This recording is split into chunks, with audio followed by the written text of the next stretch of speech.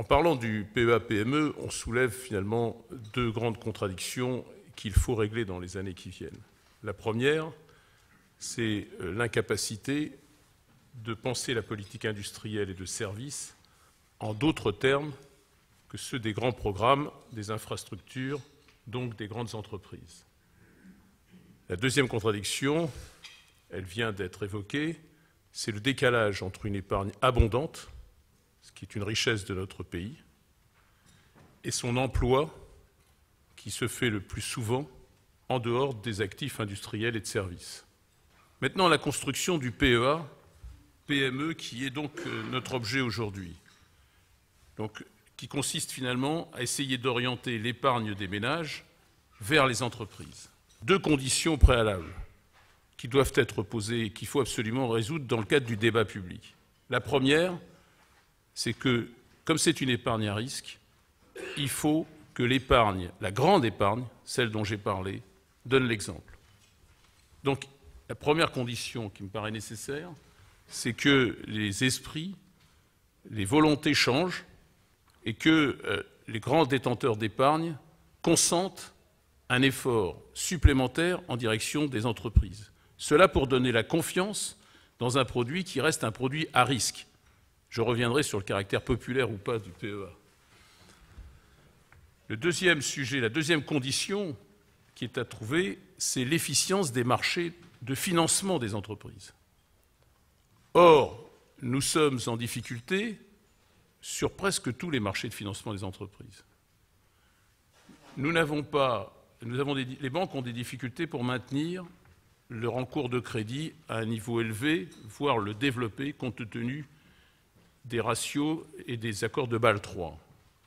Le capital investissement a des difficultés à trouver ses propres ressources compte tenu de solvabilité 2. Et enfin, la bourse est elle-même l'objet de réflexions qui tardent à produire leurs effets pour créer une bourse des entreprises. Et elle est aujourd'hui toute petite. Si on prenait les chiffres qui viennent d'être donnés par Anne à l'instant sur le PEA-PME, c'est-à-dire 1,5 milliard par an, c'est ça ? 2 milliards par an. Vous devez savoir que la bourse pour les PME et les ETI, depuis 2 ans, elle est de difficulté, n'apporte que apporté l'année dernière 1,6 milliard, cette année à peu près 1,2 milliard d'euros. Tout produit confondu.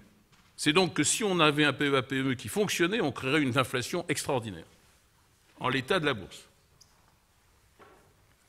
Ces deux conditions étant posées, c'est-à-dire la première, l'exemplarité de l'allocation de l'épargne vers les entreprises, de la grande épargne, la deuxième, l'efficience des marchés corrigés, on peut imaginer un PEA-PME qui sera un peu nouveau dans sa composition. La première, c'est les questions que nous devons nous poser, c'est pour quelles entreprises ? Nous voulons donc un avantage fiscal supplémentaire. C'est une question de stratégie industrielle qu'il nous faut avoir. Nous ne pouvons pas nous lancer aveuglément dans le financement de toutes les entreprises compte tenu de la parcimonie avec laquelle nous pouvons consentir collectivement un effort public de fiscalité. Donc il faut bâtir une stratégie industrielle, sectorielle, de maturité des entreprises et cibler les entreprises que nous voulons atteindre, qui sont les porteurs de notre développement de demain. Le deuxième sujet, c'est quel est le financement que peut couvrir le PEA-PME ?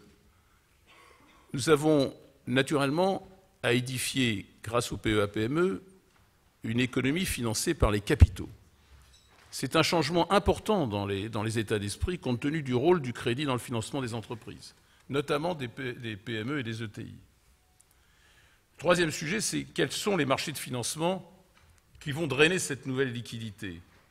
Alors, on a ceux de l'intermédiation, le crédit, le capital investissement, la gestion collective, les FCPI, les FIP, et on a ceux du financement direct, ceux qu'on connaît, c'est-à-dire le financement direct où un détenteur d'épargne investit directement dans une société. Le plus clair, le plus facile, le plus évident, c'est la bourse. J'ai dit qu'elle était encore très faiblement développée en France. Le deuxième, c'est les business angels. Je suppose qu'il y a ici des représentants des business angels. Le troisième, c'est les financements alternatifs. Je ne parle pas de financement participatif, mais bien de financement alternatif. C'est-à-dire tout ce qui se développe aujourd'hui autour du capital, qui permet d'allouer des ressources en capital à des entreprises. sur des modes plutôt directs. Je pense à un exemple qui est développé par Philippe Dupont avec Isodev, actuellement avec un certain succès. Et puis le fameux crowdfunding qui consiste à organiser finalement la rencontre de l'offre et de la demande de capitaux dans des circuits très courts.